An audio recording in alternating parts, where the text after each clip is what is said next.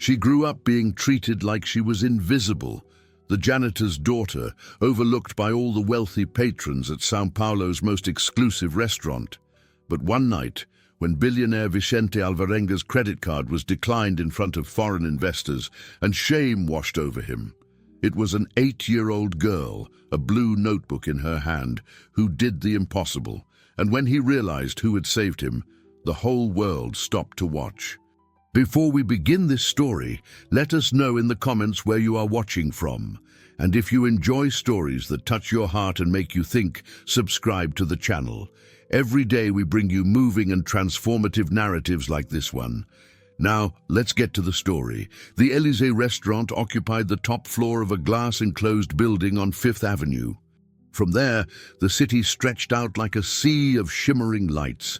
And inside the dining room, everything was meticulously designed to inspire awe.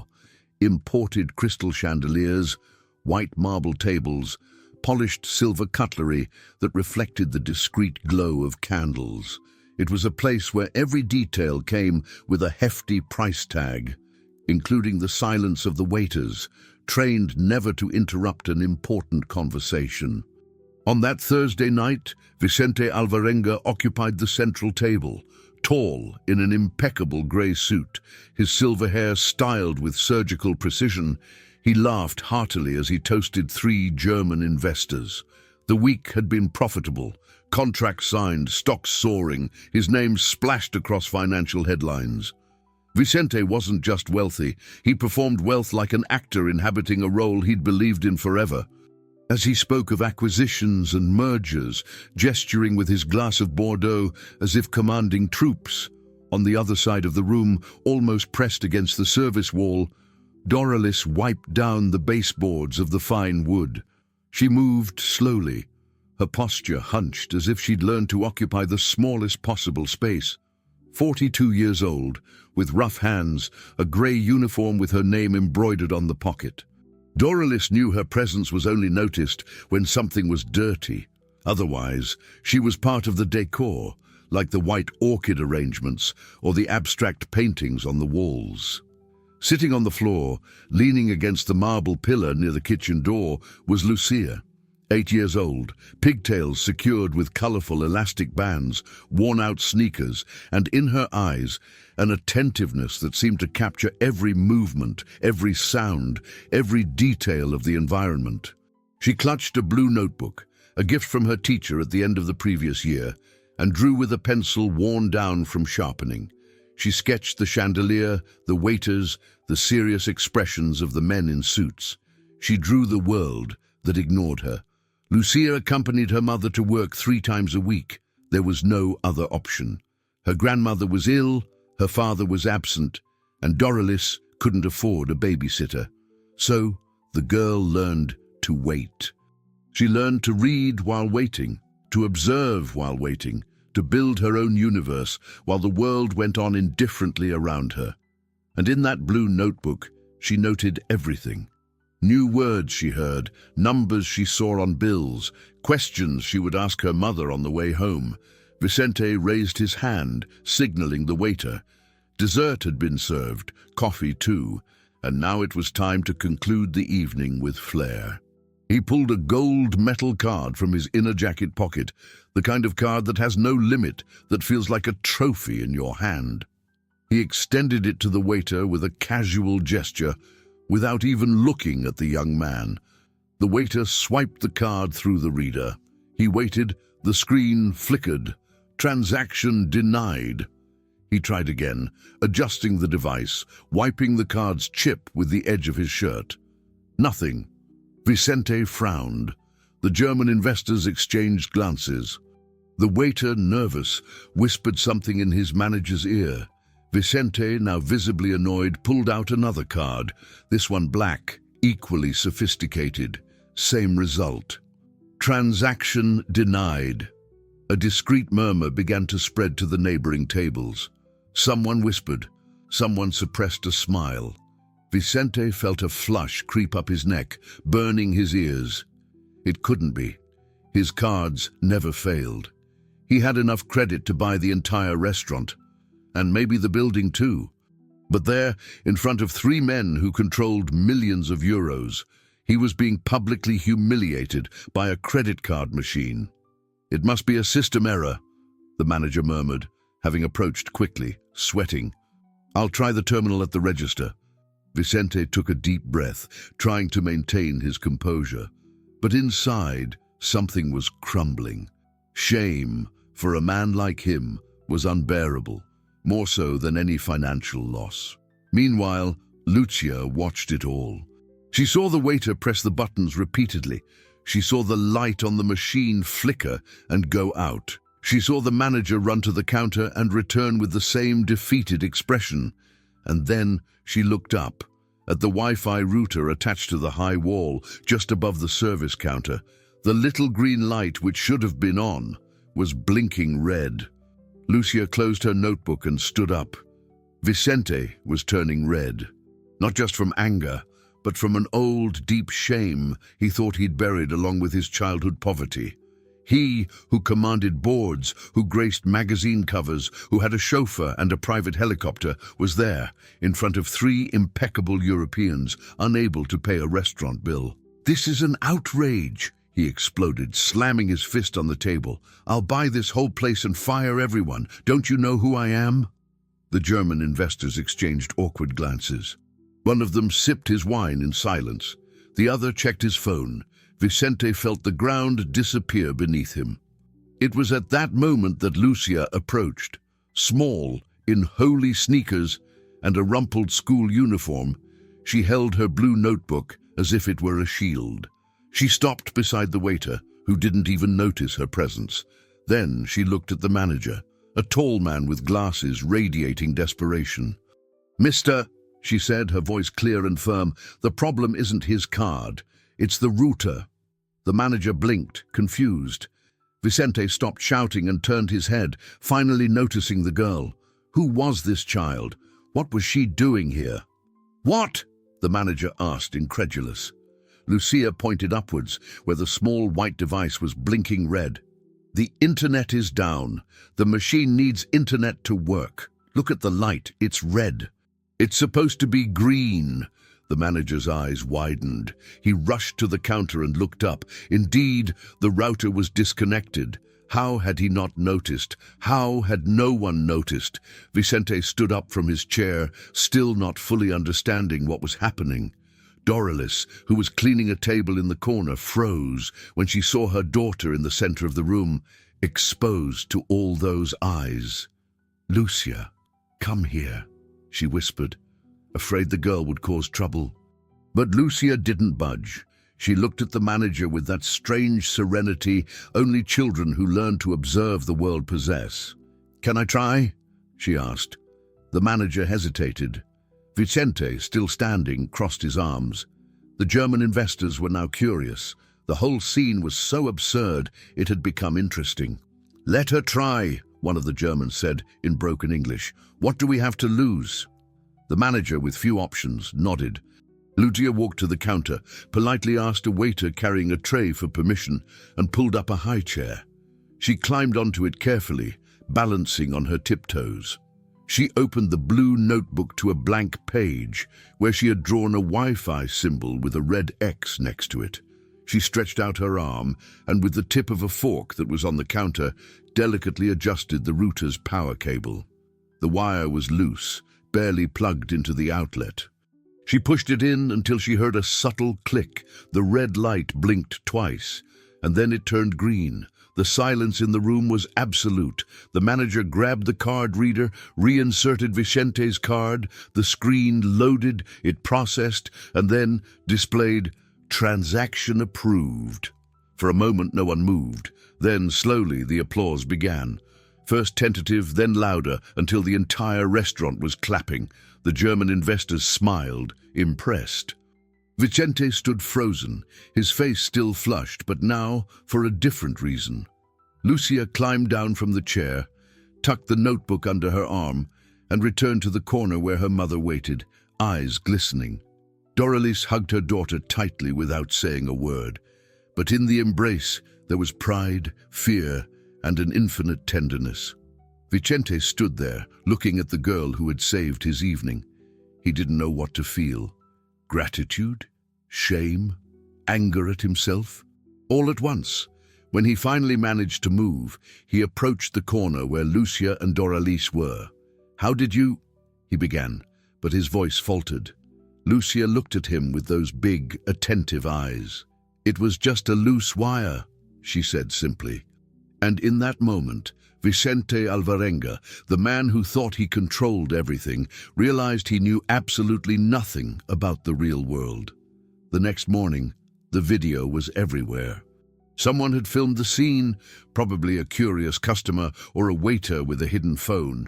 The recording showed Lucia climbing onto the chair, adjusting the cable, and then the collective applause. The title was irresistible: 8-year-old cleaner's daughter saves billionaire's dinner at luxury restaurant. In less than 6 hours, the video had 2 million views. In 12, it was already over 5. The comments were a mix of emotion, indignation, and admiration.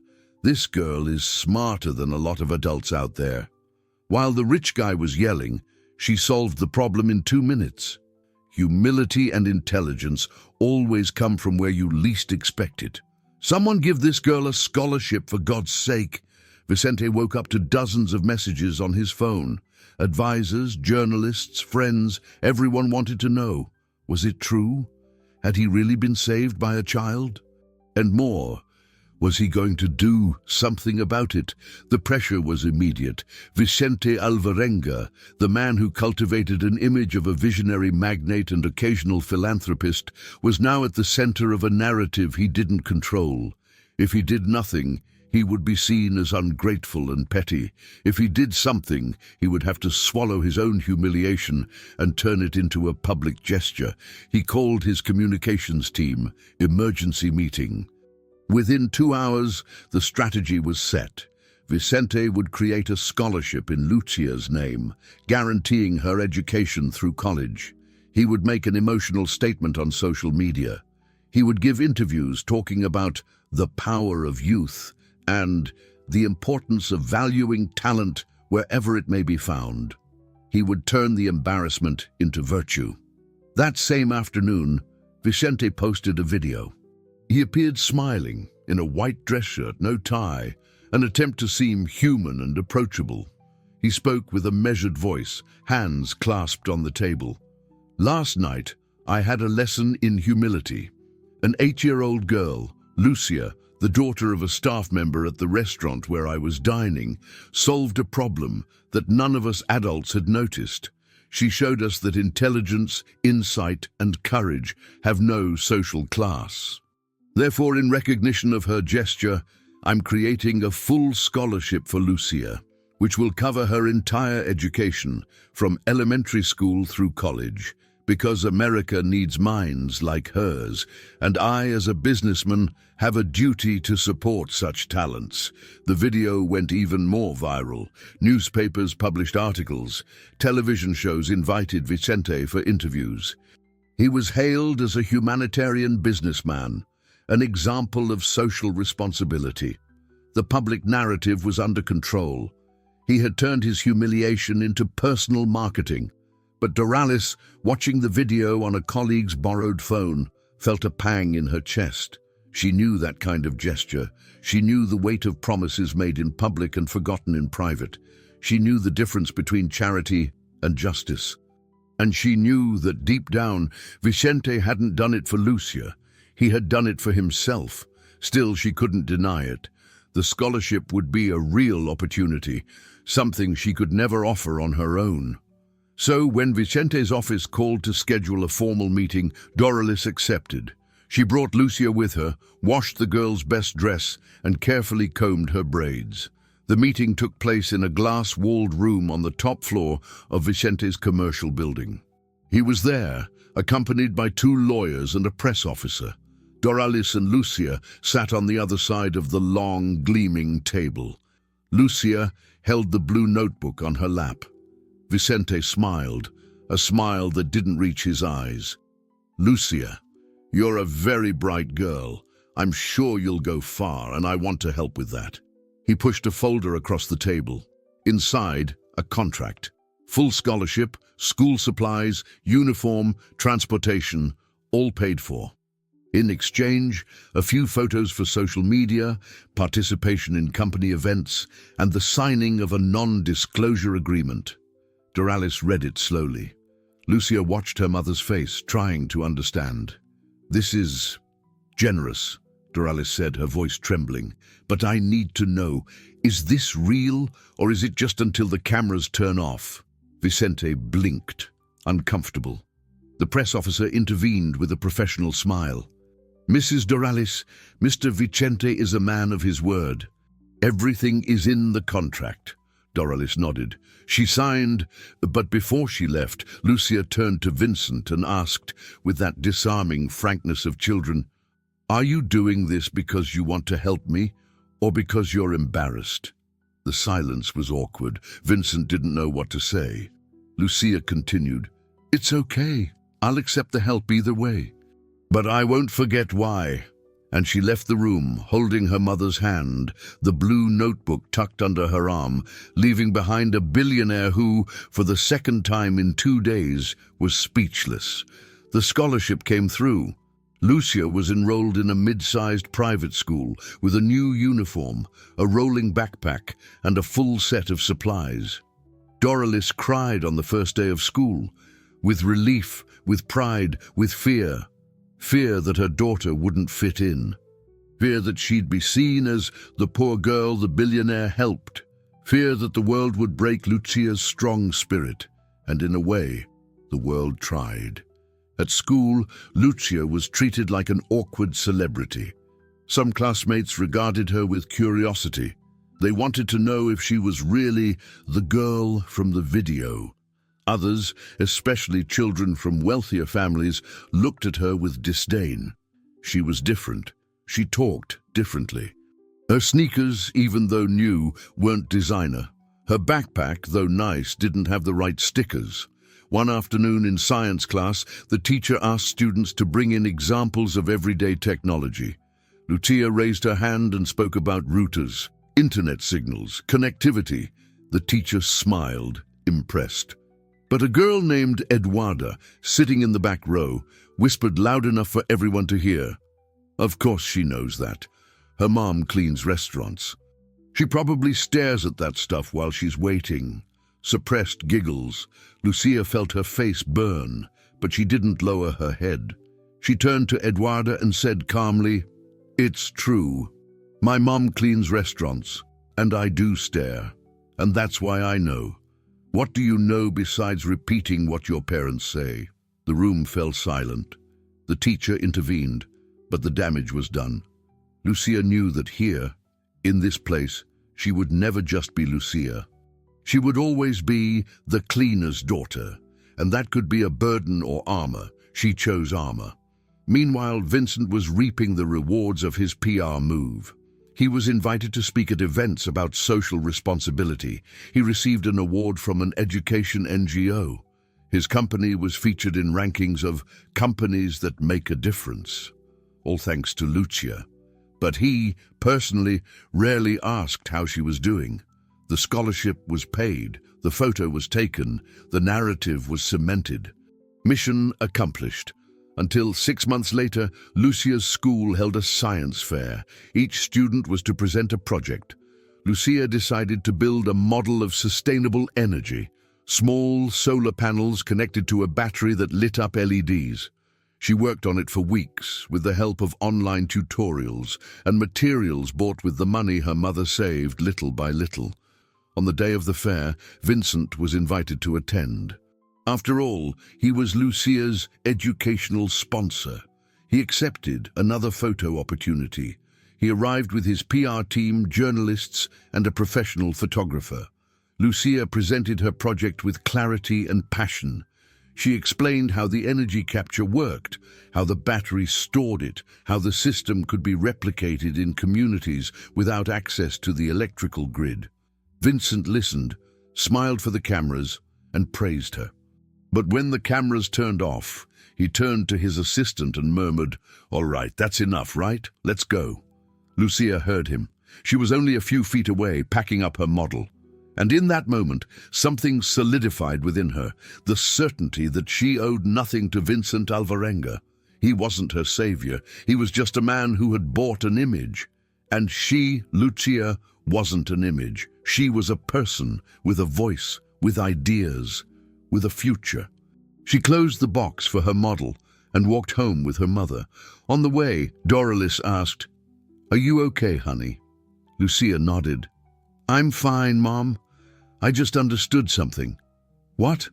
"That I don't need anyone to save me. I'll save myself." Doralice smiled, her eyes misty, and squeezed her daughter's hand tightly. 3 years passed. Lucia was now 11 and in 6th grade. Vincent's scholarship remained active. He never cancelled it after all. That would be a PR disaster. But he also never showed up again. He didn't ask about Lucia's grades, didn't want to know about her projects, didn't even send a birthday message. The scholarship was automatic, cold, bureaucratic, but Lucia no longer needed him. She had found her tribe, a group of classmates who, like her, were curious, studious, and a little out of sync. Together they participated in math, robotics, and writing competitions. Lucia shone. And the more she shone, the clearer it became that her intelligence wasn't luck or some kind of street smarts. It was real talent, cultivated by a restless and disciplined mind. On a Saturday in October, the school organized a state robotics competition. Lucia and her team built a simple but functional robot that could navigate a maze using proximity sensors. The gymnasium was packed. Parents, teachers, judges, sponsors. And there, among the sponsors, was Vincent Alvarenga. He had been invited as an education supporter. Once again, he accepted. Another photo op. When it was her turn to present, Lucia went up on stage with her team.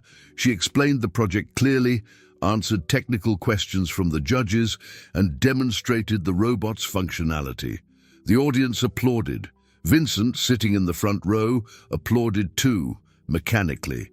But then, during the open Q&A session, a journalist raised her hand. "Lucia, you're the girl who became famous for helping businessman Vincent Alvarenga 3 years ago, right? How has it been growing up with that scholarship? Do you think it changed your life?" Lucia took a deep breath. She looked at the audience. She looked at Vincent. And then, with the same serenity she had at 8 years old, she replied, "The scholarship did help me, yes. But the one who changed my life was my mother. She always believed in me. She always encouraged me to study, to ask questions, to not be afraid. Mr. Vincent made a nice gesture, but he did it because he needed to. I'm not angry about that. But I'm not going to pretend I owe everything to him either. I owe it to my mother and to myself." The silence in the gymnasium was absolute. Vincent turned pale. The assistant beside him tried to smile, but the embarrassment was evident. The journalist jotted everything down, and when Lucia stepped off the stage, the audience erupted in applause, louder, more genuine than any applause Vincent had ever received in his life. After the event, Vincent tried to approach Lucia. She was packing the robot into its box with the help of her mother and her classmates. He cleared his throat. "Lucia, I wanted to say I was proud of you today." Lucia looked at him, not with anger, not with gratitude, just with a calm neutrality. "Thank you, Mr. Vicente, but you don't need to be proud of me. You don't even know me." Vicente tried to respond, but no words came. Doralice, beside her daughter, placed a hand on Lucia's shoulder and said softly, "Come on, honey. We need to catch the bus." And they left. Vicente stood there alone in the emptying gymnasium, for the 3rd time in 3 years, not knowing what to say. That night, Lucia's interview went viral. Not as much as the original video, but enough to reignite the debate. To what extent is charity genuine? To what extent does a public gesture hide private emptiness? And more importantly, to what extent does a child need to be thankful for what should be a right? 5 more years passed. Lucia was now 16 and a junior in high school. She'd been accepted into science research programs, won medals in national competitions, and universities were already taking notice. Doralice, now 49, was still working as a cleaner, but with renewed dignity, knowing her daughter had a different future ahead. Vicente Alvarenga continued his life as usual. Business, power, events. Lucia's scholarship remained active, but he'd stopped using it for marketing. The story had cooled down. He had other campaigns, other causes, other photos. Until, one April morning, he received an unexpected invitation. Lucia had been selected to give a talk at an event for young entrepreneurs and social innovators. The theme, "Where does true social transformation come from?" And she had asked, through the school, that Vicente be present. He was surprised. After everything, why would she call him? Still, he accepted. Curious, perhaps a little guilty. On the day of the talk, the auditorium was full. Lucia walked onto the stage, now a young woman with a steady gaze, confident posture and clear voice. She no longer looked like the 8-year-old girl with the blue notebook, but in a way, she still was. "Good afternoon. My name is Lucia, and when I was 8 years old, I saved a billionaire from the embarrassment of having his credit card declined at a fancy restaurant. That story went viral. It became a newspaper feature, and as a result, I got a scholarship. Many people think that scholarship changed my life, and in a way, it did, but not in the way you might imagine.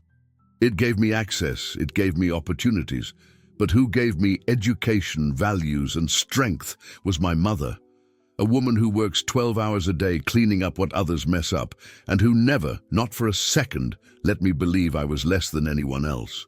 Social transformation doesn't start with acts of charity filmed and posted on social media. It starts when we recognize that dignity isn't a favor, it's a right.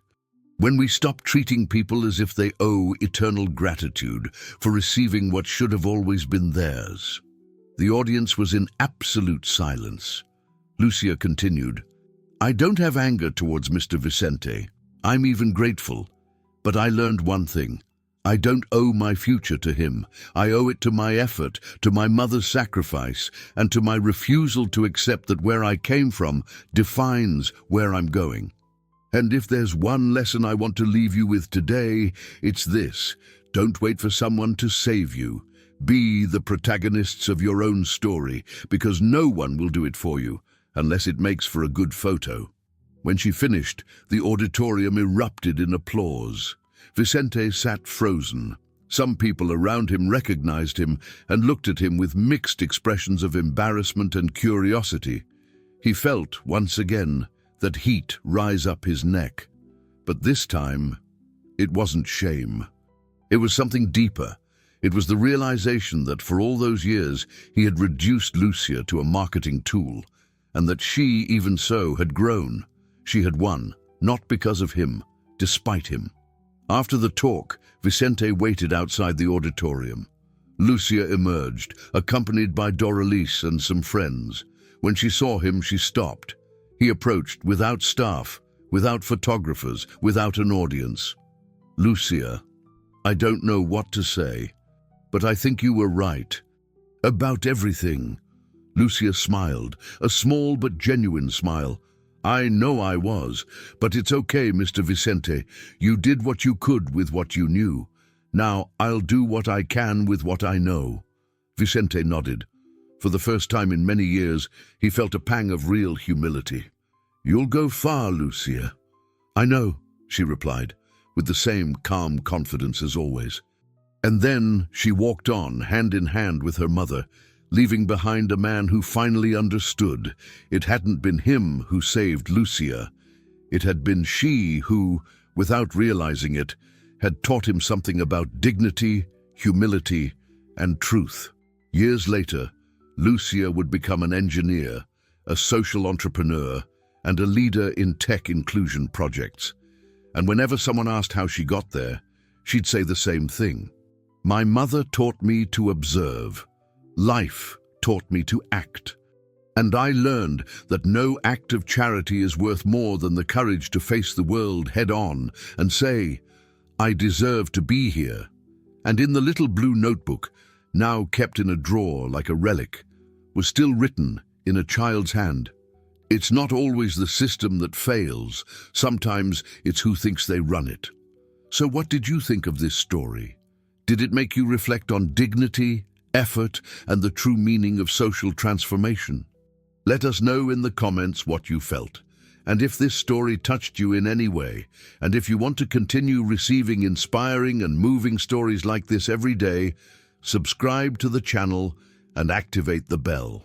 Because here, we believe that every story deserves to be told, especially those no one expected to hear.